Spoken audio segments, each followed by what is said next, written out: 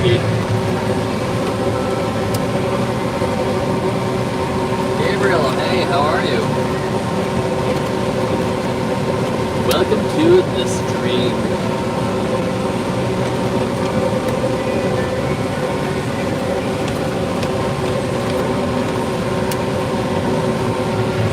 Oh yeah, baby. What's up, Slick Tiger? I'm digging the name.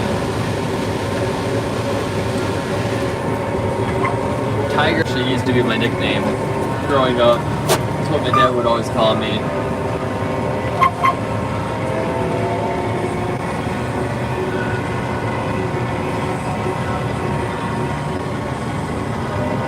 Tim! Welcome back, my man.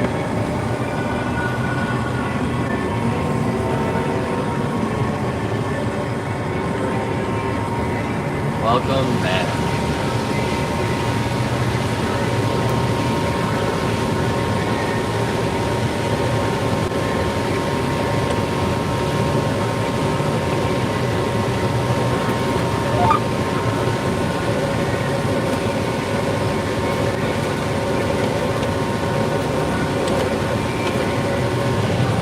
We finished combining 2 fields so far today. Little fields. We had a 9-acre piece and a 5-acre piece. Now we're working off our 180-acre piece here.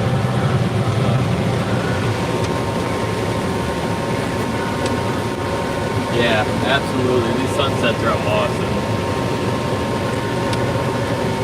There's not many places that can beat them, in my opinion.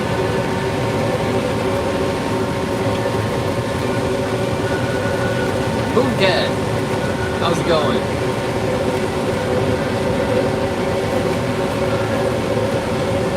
Fun story. Back in high school, my girlfriend at the time heard a cow mooing, and she said, "Is that a cat?" And from then on, her nickname was Mooncat.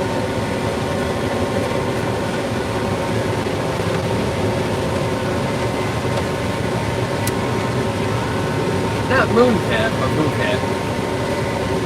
I am in USA.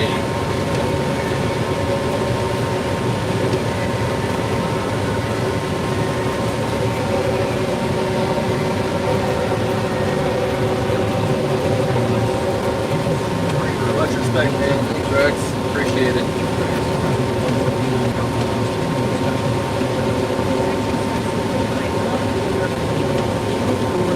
Yeah, I'm in the U.S., located in northern Illinois.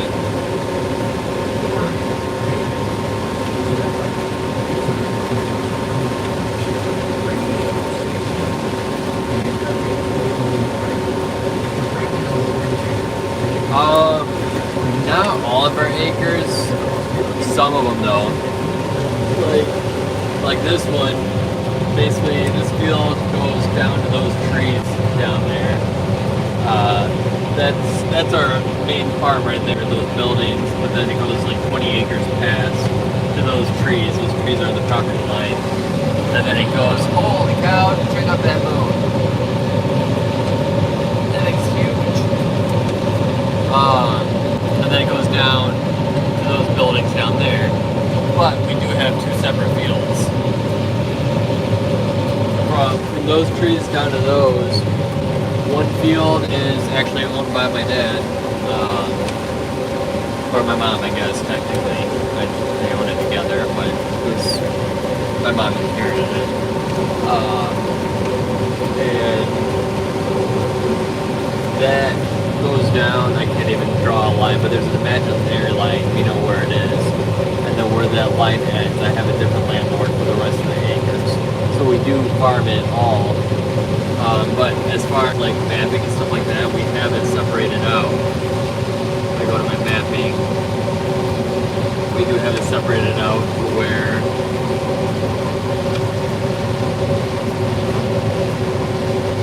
like this is where it ends.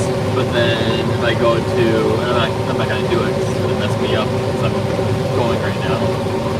But we got, it's doing a terrible job of showing it, but right here, there's some other field. But look looking here, there is no dividing line, but we know where it's at. Oh, that messed up my screen now. But oftentimes you got roads and creeks and stuff like that to divvy it up.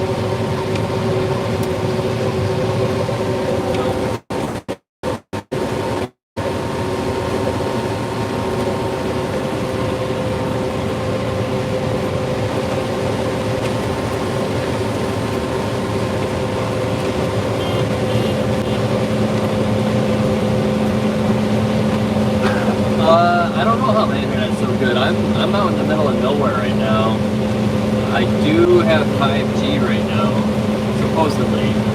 Well, aren't there like different types of 5G? I feel like our data really isn't that fast out here. So give it some time and it'll die down. It always does. So I don't know. I haven't really done the speed test either to see how fast we're running. Hey, what's up, Italy? Welcome to the stream. I've been to Italy once when I was 16. We took a trip through Italy and through France. So,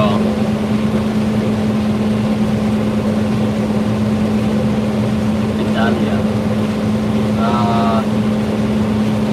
Yeah. It was a good trip. And I will admit, it was not my favorite place, but it's definitely worth visiting. And I don't mean any offense by that. But like, Italy's awesome as far as like history and stuff like that goes, but man, Scotland takes the cake for my favorite trip.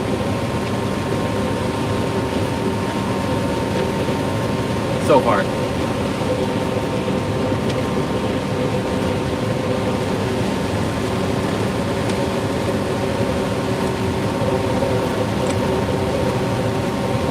Oh man, Tim, I could blow your mind with the technology that is involved in farming, or could potentially be involved. Indonesia, hey, good morning. Good morning, good morning. What time is it there in Indonesia? Alright, Tim, so get this. Our planter, or I should say our old planter. Froggy, I'm gonna ballpark it and say around 80 acres or so. So our old planter, we just got a different one this year with less technology, but our old one had the ability, so if you can visualize what a planter looks like, right? You got the perch on here, like you got the green frame with all the yellow boxes, yada yada. Not everybody knows what a planter looks like, so but you have a box for every row. And each box, it holds your seed, right?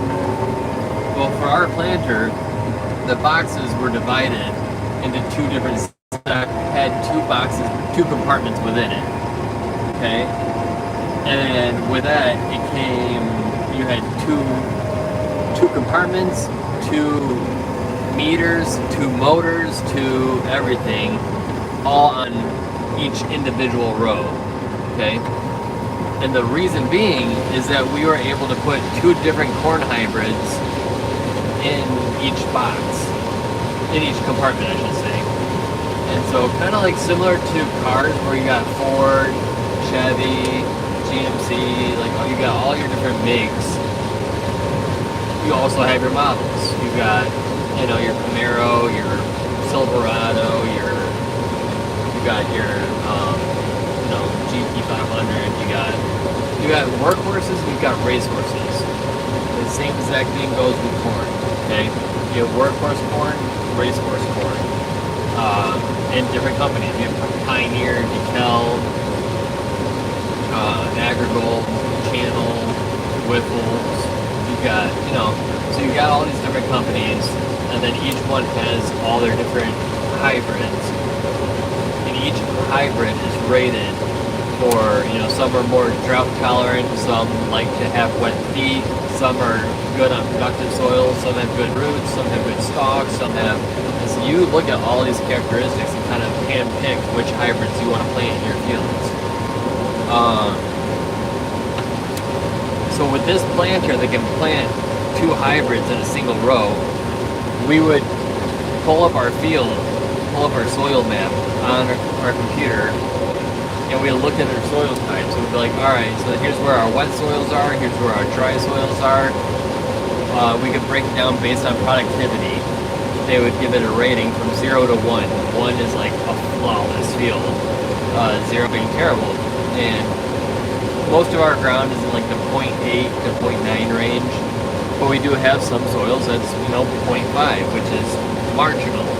So on my computer, I would make a multi-hybrid variable rate seeding prescription, basically saying, hey, on this marginal ground over here, I want you to plant the workhorse, but on the really productive soils, we are going to plant the racehorse. And so I would set the parameters, load it onto a thumb drive, and put it on my monitor. And then my monitor would know, my monitor's talking to my planter, and as I'm driving through the field, the monitor knows, hey, we're in this soil type right now, so we're going to plant hybrid A. Oh, we just switched over to this soil type, now we're going to switch to hybrid B, and it simultaneously, not simultaneously, but it seamlessly switches from one type to the next. It switches between the two. Instantaneously, that's the word I'm looking for. Instantaneously switches between the two as I'm driving through the field. Oh no! That's the first time I've done that this year. Alright. Alrighty, you're full. Like, really full. So,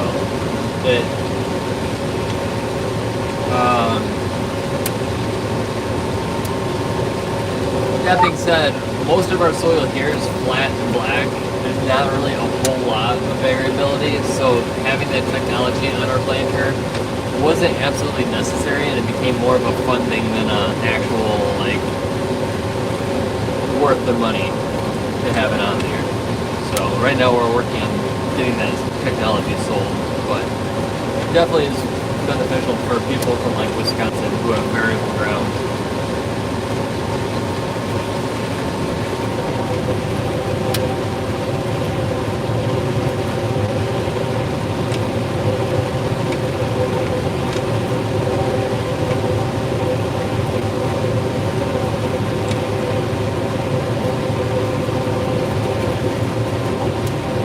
Froggy, I lease. I rent all the ground that we farm.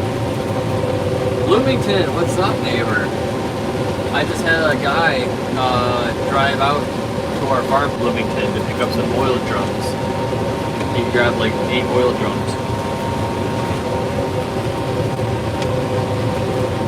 No killer frost yet. And yeah, Vivian, this is GMO corn. Yep.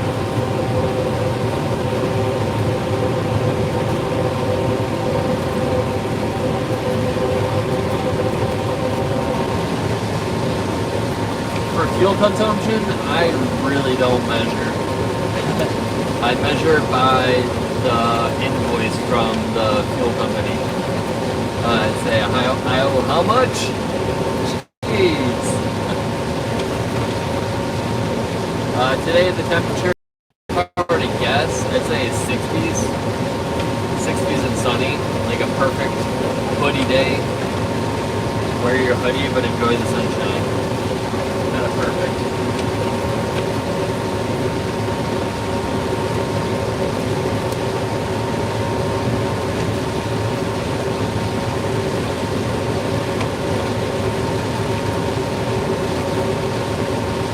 Yeah, for sure, dude. That's the tip, not you, Ed. No, we don't find hardly any deer at all, which is a good thing when you're farming.